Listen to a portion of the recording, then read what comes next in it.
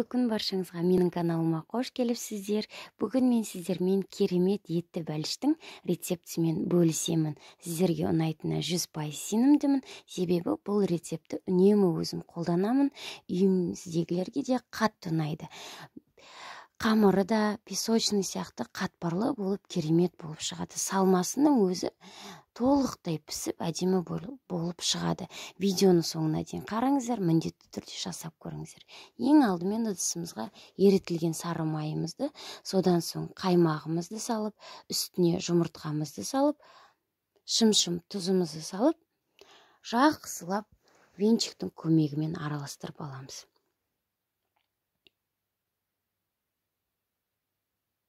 Жақсылап араластырып болғанымыздан соң ұнымыздың үстіне қопсытқышымызды салып араластырамыз да елекпен аз-аздан салып отырып жұмсақ қамыр илейміз. Қамырымыз қолымызға кішкене жабысатын болып иленіп шығады. Ұнын мен қанша көрсетілген болса, сонша ұн салуларыңыз міндетті. Себебі бұл қамыр қолға жабысатын болып шығады. Тоңазытқышқа жарым сағат қалып қоямыз, сол кезде өзі қалпына келеді. Енді салмасын дайындаймыз. Бізге керегі ет, картоп және де пияз. Пиязымызды майдалап турап аламыз, картопты да солай майдалап турап аламыз.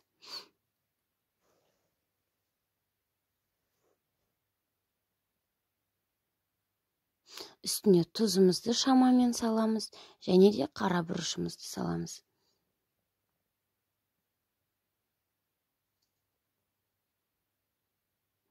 Жақсылап араластырамыз, және де салмамыз құрғақ болып қалмас үшін 2 ас қасық су саламыз да, су құйып, жақсылап араластырамыз.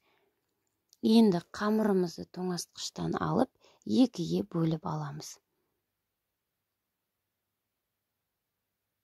Содан соң қамырымызды жұп-жұқа қылып жайып аламыз. Ұн сеуіп отыруды ұмытпаңыздар, себебі қамыр жұмсақ болған үшін жабысып қалуы мүмкін. Сол үшін де осылай қамырымызды овальный қылып жайып алдық. Енді пергамент қағазы төселген табаның үстіне жайып қойдым. Енді екінші қамырымызды жайып аламыз. Екінші қамырымыздың көлемі кішкене орташа болып шығады, кішкентайлау болады үстін жабу үшін. Енді салмамызды саламыз. Салмамызды қуырып алмасақ та толықтай пісіп шығады. Шеттерінен 1-2 сантиметрде ашық қалдырдық, себебі екі қамырымызды бір-біріне жабыстырып алу үшін. Мінекей осылай видеода көрсетілгендей толықтай шеттерін жабыстырып аламыз.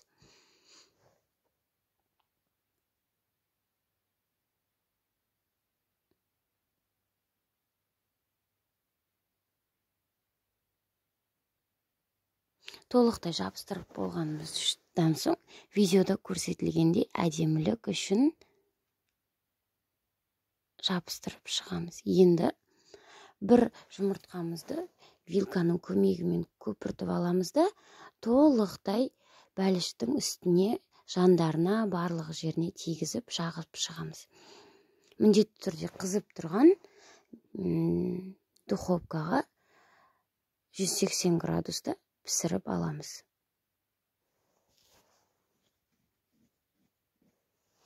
Мінекей толықтай пісіп шықты. Шамамен 40 минуттай уақыт кетті. Әп-әдемі болып пісіп шықты. Міндетті түрде жасап көруге кеңес беремін сіздерге.